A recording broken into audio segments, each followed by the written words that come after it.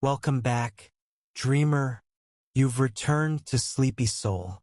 Tonight's story carry The Lighthouse of Lost Memories, Scene 1. The shore of forgotten waves. The sound of waves filled the air, steady, gentle, endless. A faint mist drifted over the dark shoreline, wrapping everything in silver light.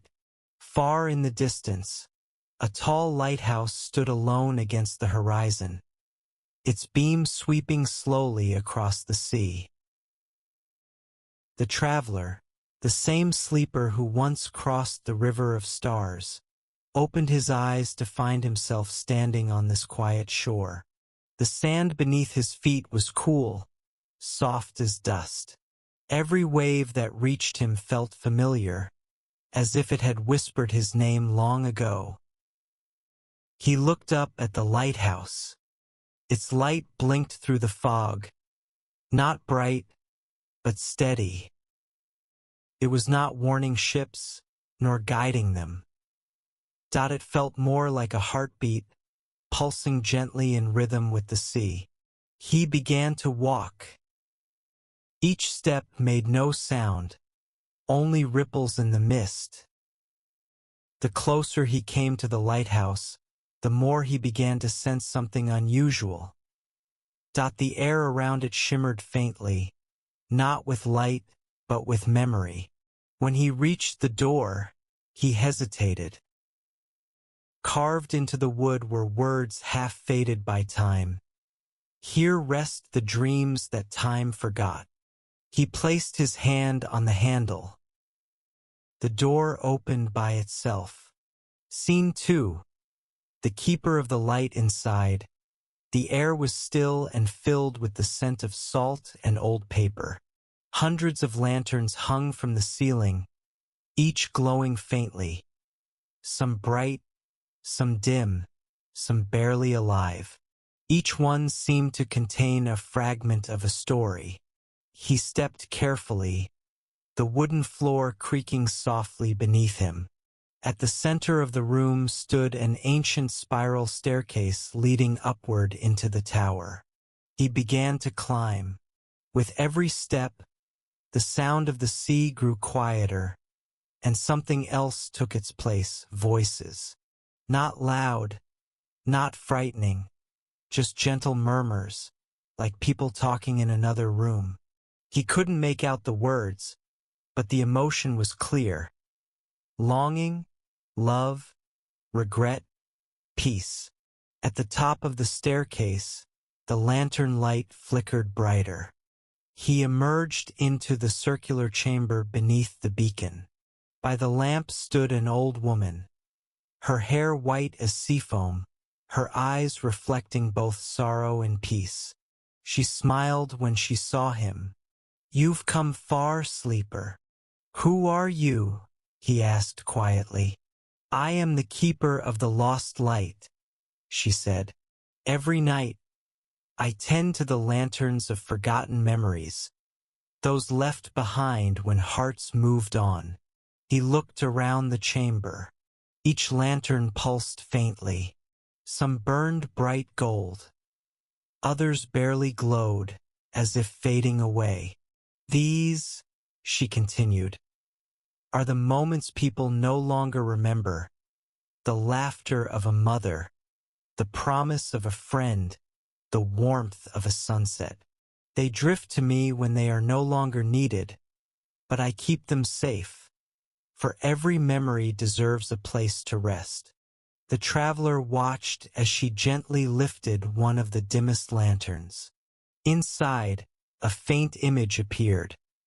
A child running along a path lined with fireflies.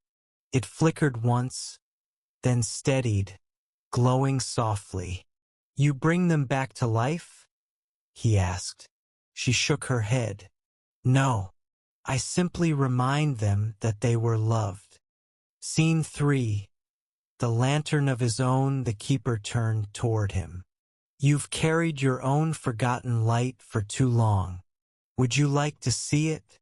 He hesitated. "My own." She nodded, and from among the countless lanterns, She reached for one hidden deep within the shadows. It looked old, the glass cracked, the flame inside weak and trembling. She handed it to him. "This is a memory you buried when the world grew too heavy." He stared into the lantern. At first, there was only darkness. Then, slowly, a scene began to unfold. Himself, much younger, sitting beside a bed. A hand rested in his, frail and warm. The sound of shallow breathing filled the silence. He recognized the voice immediately, his mother's. She was smiling at him, whispering something he had forgotten long ago. "You don't need to be strong all the time. Just be kind. That's enough." His chest tightened. The light trembled. For a moment he wanted to look away, but the keeper's voice anchored him. "You've carried this pain for too long, thinking it was duty. But even memories of loss deserve peace." He took a slow breath, and as he exhaled, tears fell silent, warm. The lantern brightened, the cracks in its glass sealed. The light became steady, soft and golden, like dawn breaking across still water. Scene 4. The keeper's farewell. The old woman smiled again, watching the light return. "Now it remembers joy again. So do you." The traveler nodded, unable to speak. He felt lighter, not because he had let something go, but because he had remembered what he once carried. "What happens to the lantern now?" he asked. "It returns to the world," she said. "When morning comes, someone else will feel a sudden warmth, a flash of comfort, and they won't know why.